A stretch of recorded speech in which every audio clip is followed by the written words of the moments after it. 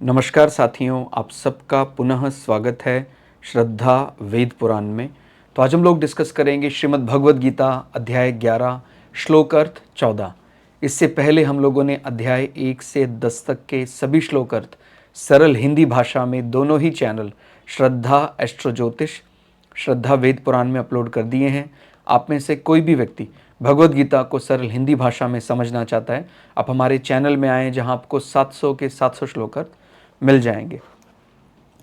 तो आज का जो श्लोक है ये धृतराष्ट्र के मंत्री संजय, धृतराष्ट्र को क्या हो रहा है महाभारत युद्ध में या कुरुक्षेत्र के मैदान में क्या हो रहा है और उसका क्या हमारे जीवन में उसका अर्थ क्या हो सकता है, अर्जुन कृष्ण संवाद के बीच बीच में संजय धृतराष्ट्र को क्यों लाया गया है, इस प्रकार का भी हमने जो पुराने 2-3 श्लोक हैं वहाँ पर हमने ये समझने का प्रयास किया है कि उनका यहाँ क्या अर्थ हो सकता है। हमारा जो भी प्रोफाइल है आज के आधुनिक युग में, वहाँ पर इनका क्या रेलेवेंस, इनकी क्या आवश्यकता, इम्पोर्टेंस हो सकती है, तो वो ज़रूर आप समझें।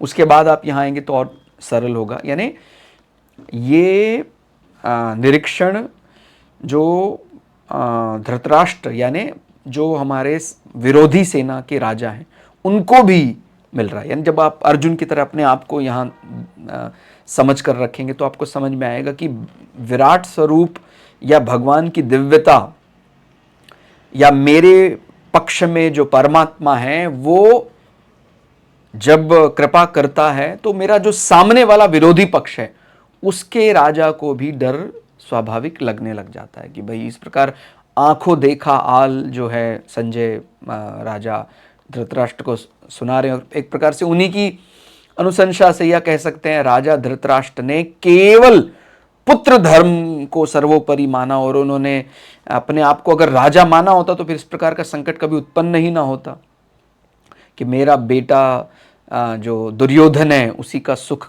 या उसी के लिए मुझे कार्य करना चाहिए।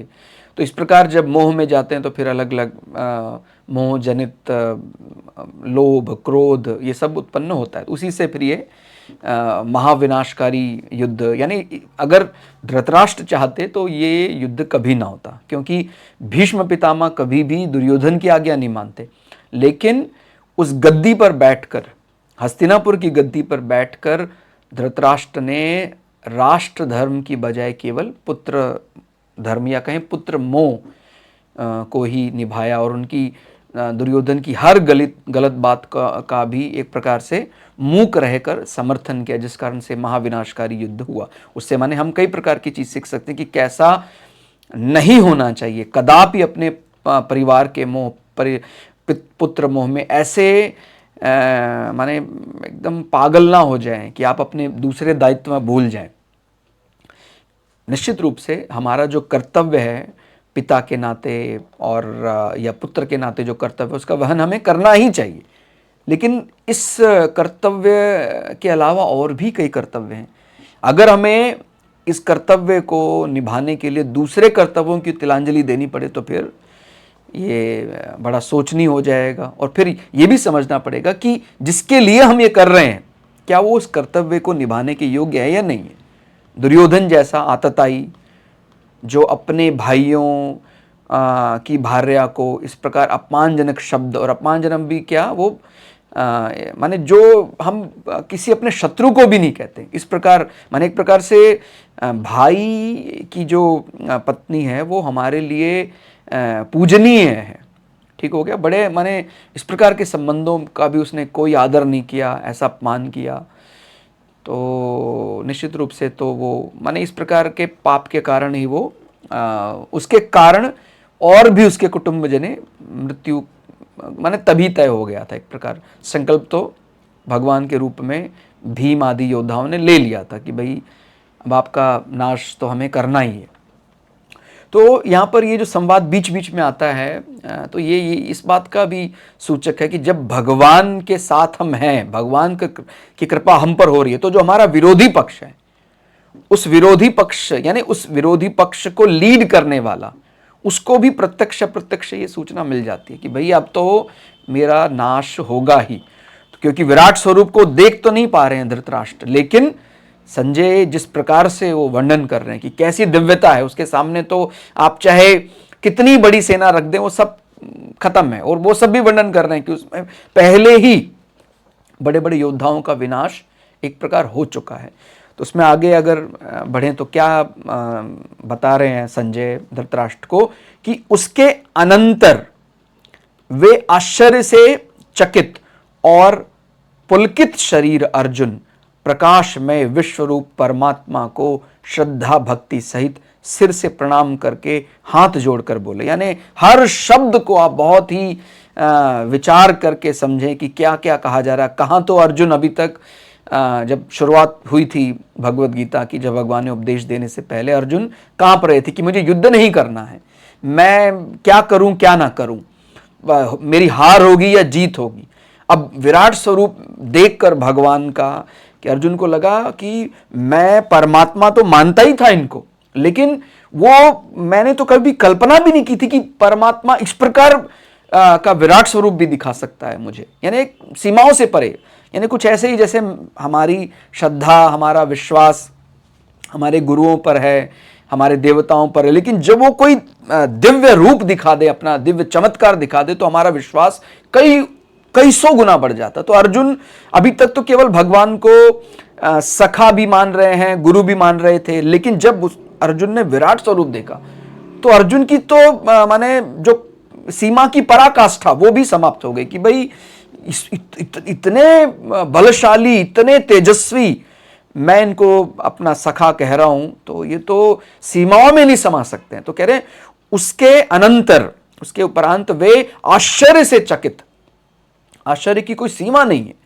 तो यहां पर एक बात और समझ में आती कि कई बार हम जिनके साथ रह रहे होते हैं, वो गुरु का जो भी हमारा विश्वास है, जब कई बार गुरु कोई विशेष चमत्कार दिखा देते तो हमारा जो माने हमने सोचा था कि भाई गुरु या हमारे देवता या जो भी हमारे लिए आदरणीय है, उनकी तो आशीर्वाद देने की जो शक्ति है वो तो सीमाओं से परे है। माने ये माता पिता के लिए भी, गुरुओं के लिए भी कई बार हमें लगता है कि ठीक है हमारे लिए माता पिता पूजनीय है, लेकिन वो कितना कर सकते हैं जब हम देख लेते हैं कि प्रभु वास्तव में मैंने तो अपने जो मेरा कर्तव्य था वो मानकर मैंने पिता की सेवा की थी, लेकिन पिता की सेवा के कारण ही आज मुझ जैसे व्यक्ति पर अनुग्रह हो गया, यानी मुझे वो मिल गया जो दूसरे बड़े बड़े बुद्धिमानों को नहीं मिल पाया। तो अर्जुन इस सब सारे विचारों से बड़े पुलकित हो रहे हैं कि भाई हमने अपने बड़े भाई युधिष्ठिर की आज्ञा, माता की आज्ञा ऐसा मानकर युद्ध क्षेत्र में आए थे, लेकिन सामने सेना को और अपने रिश्तेदारों को देखकर और बहुत बड़ी सेना देखकर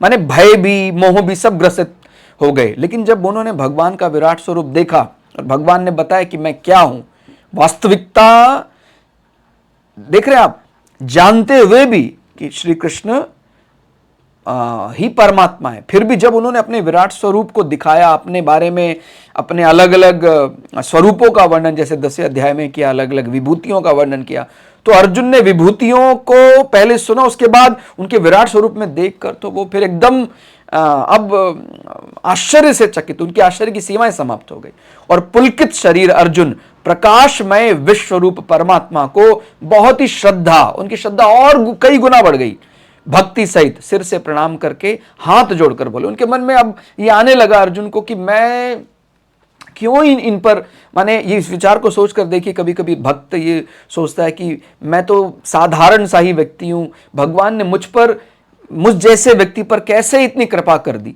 तो अर्जुन भी अब सोच रहे मैं क्या भगवान को समर्पित कर दूं, ये तो माने मैं तो पता नहीं इनके भक्ति के लिए तैयार हूं नहीं हूं, मेरे जैसे तो करोड़ों अरबों भक्त होंगे भगवान के, फिर भी भगवान ने ऐसी कृपा की, मुझे विराट स्वरूप दिखा रहे हैं। तो अर्जुन के मन में एक प्रकार की जैसे कृतज्ञता कि भाई विराट स्वरूप दिखाया, मैं वास्तव में क्या उसके लिए अधिकारी था भी, भगवान ने कैसे मुझ पर ऐसा अनुग्रह कर दिया। तो ये विचार अब अर्जुन के मन में आ रहे, थोड़ा और सरल करके समझे। अर्जुन ने भगवान के रूप के विषय में जैसी कल्पना भी नहीं की थी वैसा रूप देखकर उनको बड़ा आश्चर्य हुआ। भगवान ने कृपा करके विलक्षण आध्यात्मिक बातें अपनी ओर से बताई और अब कृपा करके अपना विलक्षण रूप दिखाया। यानी पहले जैसे 10वें अध्याय में अलग अलग विभूतियों के बारे में बताया, उसके बाद कृपा करके उनको अपना स्वरूप दिखाया। इस बात से अर्जुन बड़े रोमांचित हो उठे। भगवान की विलक्षण कृपा को देखकर अर्जुन को माने भाव उमड़ रहा है कि मैं इसके बदले अपनी कृतज्ञता कैसे प्रकट करूं। मेरे पास कोई ऐसी वस्तु नहीं है, मैं कैसे अपना समर्पण व्यक्त करूं जो इस अद्भुत रूप को मैं समर्पित कर सकूं, जो मैं इनको अर्पण कर सकूं।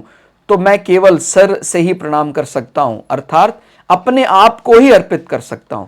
अर्जुन हाथ जोड़कर और सर झुकाकर प्रणाम करके विश्व रूप भगवान की स्तुति करने लगे। तो इस एक श्लोक में ही कई ऐसी चीजें समाहित हैं जिनका हमें निरीक्षण करना है, अवलोकन करना है, पूरे दिन उसका ध्यान करना है। यही हमारा लक्ष्य है कि भगवद गीता के 700 के 700 श्लोक अलग अलग पढ़े जाएं, एक एक दिन उस पर लगाया जाए, अपनी श्रद्धा, अपनी पहले तो समर्पण, फिर श्रद्धा, फिर भक्ति, और जब भक्ति दृढ़ हो जाएगी तो फिर भगवान को आने में देर नहीं लगेगी। तो इसी मंगल कामना के साथ कि आप भी उस श्रद्धा के, भक्ति के अधिकारी बने, भगवान आप पर भी कृपा करें। आपको बहुत बहुत शुभकामनाएं। नमस्कार।